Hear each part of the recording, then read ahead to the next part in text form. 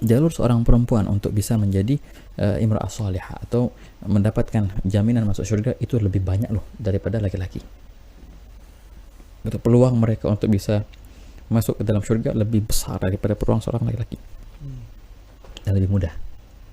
Betul. Wah, kata seorang perempuan pernah di zaman Nabi SAW ketika para mujahidin fisabilillah, para laki-laki kan berjihad tuh, perang ke sono sini. Perempuan akhirnya bilang, ya Rasulullah, kita juga pengen dapat pahala jihad. Gimana caranya? Ya jihadnya perempuan nih haji. Ketika perempuan naik haji itu pahala jihad sudah dapat dia tuh. Laki-laki naik haji, ya pahala haji. Perempuan naik haji, pahala haji dan pahala jihad. Satu. Bukan cuma itu, wa husnu taba'ilikunna li azwajikunna, itulah jihad. Ketika seorang perempuan berhias untuk suaminya, itu termasuk pahala jihad fisabilillah. Kalau seandainya ikhlas dalam berhiasnya ya, lillahi ta'ala. Enggak macam-macam. Untuk suami, bukan untuk orang, bukan untuk medsos. Betul, keren, Masya Allah, keren banget tuh. Jadi berhias untuk suami, untuk yang dihalalkan gitu, bukan untuk medsos, ya kan? Bukan untuk diobral auratnya itu. Alhamdulillah min dzalik, bahaya. Nah begitu. Jadi perempuan itu jalan untuk menuju ke surga ada shortcutnya, ada jalan pintasnya. Tapi juga sama ya, jalan ke nerakanya juga lebih bahaya. Gitu. Ya kayak tadi, ketika dia berhias. Untuk suami itu suatu ibadah yang besar baginya. Pahalanya sama kayak pahala jihad. Tapi ketika dia membuka auratnya di medsos, itu jalan pintas untuk ke neraka akhirnya. Oh kata, dulu jalan pintas, tinggal pilih mau jalan pintas yang mana. Begitu. La ilaha illallah. Perempuan itu Masya Allah luar biasa kesabarannya atas penderitaan. Seandainya dia menderita suatu penderitaan, kesabarannya itu luar biasa banget. Pahala perempuan yang melahirkan anak itu pahalanya besar. Sampai-sampai kalau seandainya dia gugur dalam lahiran itu pahalanya menjadi syahid, ya kan, perempuan yang mati syahid, yang wafat dalam melahirkan. Nah begitu. La ilaha illallah. Makanya Masya Allah luar biasa. Nah bagaimana seorang perempuan caranya untuk bisa terhindar dari fitnah akhir zaman ini? Satu, betul, dengan belajar, dengan ilmu, nomor satu. Nah, tanpa ilmu kita nggak bisa ngapa-ngapa. Kata, carilah ilmu yang benar, belajarlah. Yang satu, dalami ilmu itu, modalilah dirimu dengan ilmu. Yang kedua, di akhir zaman ini sebisa mungkin tidak nampak di alam yang zahir. Maksudnya apa? Kalaupun ada medsos silahkan keluar juga labas kalau itu untuk pekerjaan yang darurat atau untuk hajat, untuk dakwah fisabilillah. Perempuan itu ya kan makin tertutup makin mulia katanya. Bahkan dalam perihal sholat jamaah pun laki-laki itu dianjurkan sholat berjamaah di masjid. Perempuan dianjurkan untuk sholat berjamaah juga, tapi di rumah. Sholatnya di kamarnya lebih mulia daripada sholatnya di halaman rumahnya. Sholatnya di kamarnya, ada kamar kecil, lebih mulia daripada sholatnya di kamar. Gitu. Makin tersembunyi makin mulia dalam perihal sholat. Tapi jamaah jangan sendirian. Nah begitu. Jadi makin tertutup makin mulia. Dan perempuan itu makin tertutup makin mahal. Makin terbuka makin murah.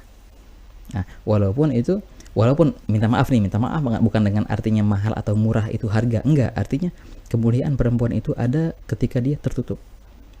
Ketika perempuan sudah mulai terbuka, sedikit demi sedikit hilang kemuliaannya, walaupun itu indah, walaupun yang dibuka itu suatu keindahan, ya enggak.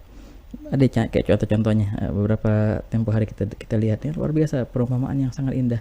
Kadang-kadang kita kalau beli semangka atau beli apalah gitu, duren, permen atau apalah yang contohnya buah-buahan deh, beli semangka deh. Jadi yang dibuka tuh kan untuk percontohan gitu ya. Jadi emang ada semangka yang sudah kebelah dua gitu. Nih manis nih gitu. Bener manis dan pandangannya sangat luar biasa, keren gitu. Ya sengaja yang dibuka itu manis. Tapi kalau mau dibeli, mau beli yang kebuka nih. Enggak. Mau beli yang masih tutup, yang kebuka enggak ada yang beli. Senantiasa dia akan terbuka. Manis dan keren, tapi terbuka. Siapa yang mau ngambilnya? Semua orang akan mengambil yang masih tertutup. Semua enggak memungkiri bahwasanya ini adalah manis dan keren, tapi karena terbuka siapa yang mau? Nah, begitulah perempuan.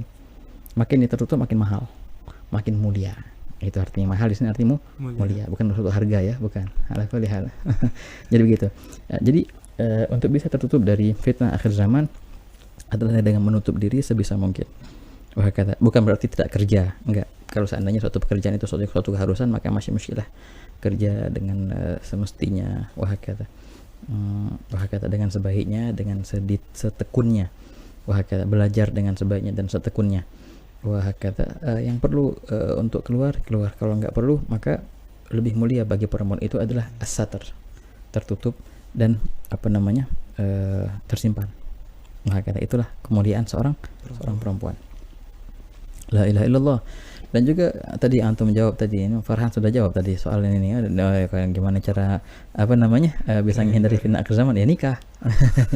Bagi sudah yang dilamar atau ada yang lamarnya, kalau seandainya dilihat laki-laki itu laki-laki yang pantas untuk dijadikan teman seumur hidup, bukan teman sementara, teman seumur hidup. Begitu cara mandangnya, ikhwan.